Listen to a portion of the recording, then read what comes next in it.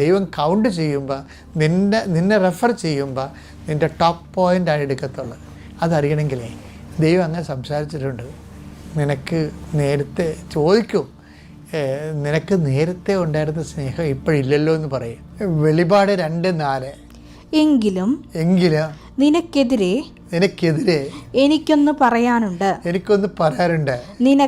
നിനക്ക് ആദ്യമുണ്ടായിരുന്ന സ്നേഹം നീ കൈവിടിഞ്ഞു.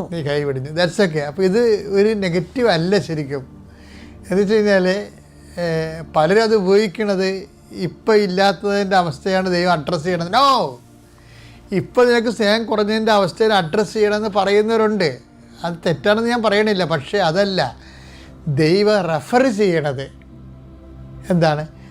നിൻ്റെ ഏറ്റവും പീക്ക് ലവ് ആണ്.